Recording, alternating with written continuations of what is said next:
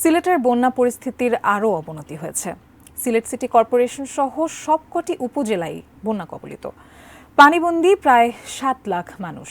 বিস্তারিত জানাতে তালতলা এলাকায় থেকে যুক্ত হচ্ছেন প্রতিনিধি নাজাত আহমেদ পুরকায়স্থ।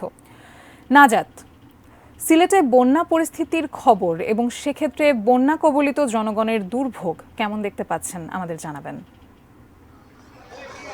হ্যাঁ, আপনি যেমনটি বলেছেন, সিলেটে কিন্তু যে বন্যা পরিস্থিতি সেই পরিস্থিতির অবনতি হয়েছে। সিলেটের কিন্তু সিটি কর্পোরেশন এলাকা সহ কিন্তু সবকটি উপজেলা বন্যা কবলিত। আমি আছি এখন সিলেটের তালতলা এলাকায়। এটি সিলেটের একটি ব্যস্ততম সড়ক। এই সড়কের কথাই যদি বলি, এই সড়কে কিন্তু ব্যারিকেড দেওয়া হয়েছে যাতে যান চলাচল না করতে পারে। এই এখানে কিন্তু 100-র বেশি ব্যবসায়ী প্রতিষ্ঠান আছে যেখানে যেগুলো কিন্তু আজকে বন্ধ রয়েছে।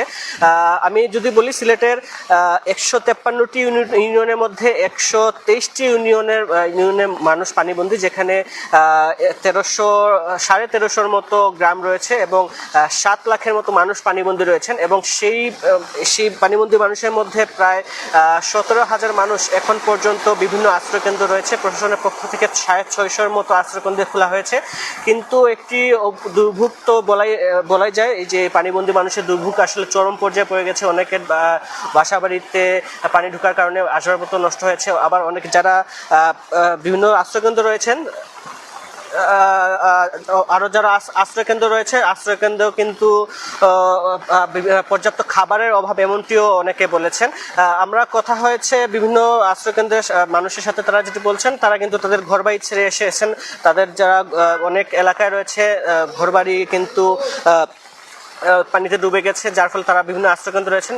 আমরা যদি বলি, সিলেটের যে 13টি উপজেলা রয়েছে, সবচেয়ে বেশি ক্ষতিগ্রস্ত হয়েছে গোয়াইনঘাটের মানুষ। এখানে প্রায় 1.5 লাখের মতো মানুষ রয়েছেন পানিবন্দী। গতকালকে রাত্রে কিন্তু বৃষ্টির পরিমাণ কিছু কম ছিল, কিন্তু আজকে সকাল থেকে বৃষ্টির পরিমাণ কিন্তু অনেক বেড়ে যায়। আবহাওয়া অধিদপ্তরের তথ্য মতে গত 24 ঘন্টায় 100 মিলিমিটার বৃষ্টিপাত হয়েছে এবং আজকে সকাল 6টা থেকে 9টা পর্যন্ত 56 মিলিমিটার বৃষ্টিপাত হয়েছে। একই সাথে আজকে যে বৃষ্টিপাত এটি অব্যাহত থাকবে এমনটি জানিয়েছে আবহাওয়া অধিদপ্তর। একই সাথে পানি উন্নয়ন বোর্ডের যে তথ্য সেটি যদি জানানোর চেষ্টা করি, সিলেটের মোট 6টি পয়েন্টের পানি বিপদসীমার উপর দিয়ে প্রবাহিত হচ্ছে। সিলেটের যে মধ্য দিয়ে যে নদী গিয়েছে তার মধ্যে সুরমা, কুশিয়ারা এবং সারি নদীর পানি বিপদসীমার উপর দিয়ে প্রবাহিত হচ্ছে। এর মধ্যে সুরমার কানাইঘাট পয়েন্টে পানি প্রায় 100 সেন্টিমিটার উপর দিয়ে প্রবাহিত হচ্ছে এবং সিলেটের সুরমা পয়েন্টে পানি প্রায় 70 সেন্টিমিটার উপর দিয়ে প্রবাহিত হচ্ছে।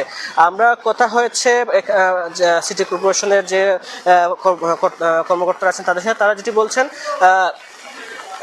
যে এখন পর্যন্ত কিন্তু তারা যে বন্যা দুর্গত মানুষ আছে তাদের সাথে কথা বলছেন এবং তাদের সাহায্য এগিয়ে আসছেন। শুকনো খাবার পানি এবং স্যালাইন সহ বিভিন্ন আর্থিক সহযোগিতা দিচ্ছেন। একই সাথে তারা কিন্তু উদ্ধার তৎপরতা চালাচ্ছেন।